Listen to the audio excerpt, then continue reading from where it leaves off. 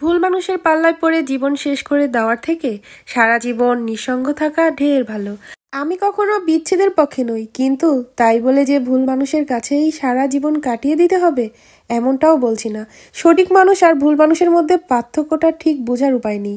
তবে একটা মানুষের সাথে থাকতে থাকতে যখন প্রমাণ হয়ে যায় যে মানুষটা ভুল, তখন আর তার কাছে থেকে যাওয়ার কোনো মানে হয় না। ভুল মানুষকে শত চেষ্টা করেও সঠিক মানুষে রূপান্তরিত করা যায় না, কখনোই করা যায় না। স্বভাবে যার মিথ্যা, প্রতারণা এবং উদাসীন মনোভাব লুকিয়ে থাকে, তাকে মানুষ করতে গিয়ে বরং আপনি নিজে অমানুষে পরিণত হয়ে যাবেন। তবে তাকে আর মানুষ মানাতে পারবেন না। শত অবহেলা, শত কষ্ট বুকে চেপে দিনের পর দিন একতরফা স্যাক্রিফাইস করে যাবেন, কিন্তু যে মানুষটার জন্য করবেন সে অলওয়েজই কিন্তু ভুল।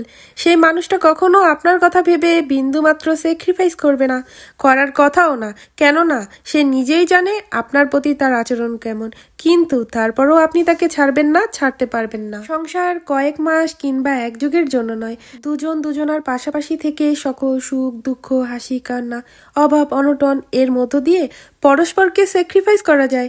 সহমর্মিতা, দায়িত্ববোধ, বোঝাপড়া, ভালোবাসা, যত্ন দিয়ে আগলে রেখে আমৃত পরস্পরকে জীবনে পার করে দেওয়ার নামই সংসার। ভুল মানুষ নিয়ে অন্তত সংসার করা যায় না। আমি আবার বলছি, একদমই যায় না। এদের ঠিক তাদের মতো করেই ছেড়ে দিতে হয়, যেন তারা নিজেরাও ঠিক তাদের মতো কাউকে খুঁজে নিতে পারে। তারপরে দেখবেন একদিন ঠিক আপনার জন্য আফসোস করবে, যখন দেখবে আপনার মতো করে কেউ একতরফা স্যাক্রিফাইস করে না, করতে চায় না। এরা আপনাকে হারিয়ে ফেলার আগে ভাববে, আরে আপনার মতো কত আছে, আপনার মতো অনেক আছে, কিন্তু আপনি নন। জীবন তো একটা, এ জীবন কেউ রঙিন করে সাজিয়ে দিবে না, বরং নিজেকেই সাজতে হবে, নিজেকেই সাজাতে হবে। ভুল মানুষকে আঁকড়ে ধরে সারা জীবন মানসিক যন্ত্রণা পেয়ে তিলে তিলে মরে যাওয়ার থেকে সঠিক সময়ে তার কাছ থেকে সরে আসাই উত্তম।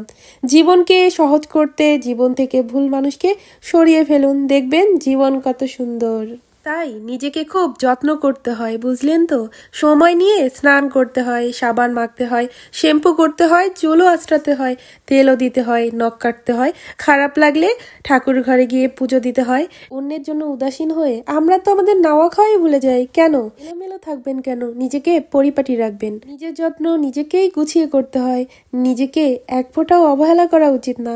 আশেপাশে অযত্ন করবার মতো লোকের অভাব তো নেই। এই পৃথিবীতে এমন একটি মানুষ নেই যে আপনাকে আপনার মতো করে বেশি ভালোবাসবে।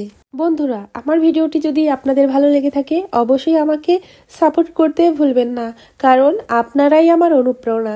আজকের মতো এখানে বিদায় নিচ্ছি, আবারও দেখা হবে নিউ কোনো ভিডিও নিয়ে।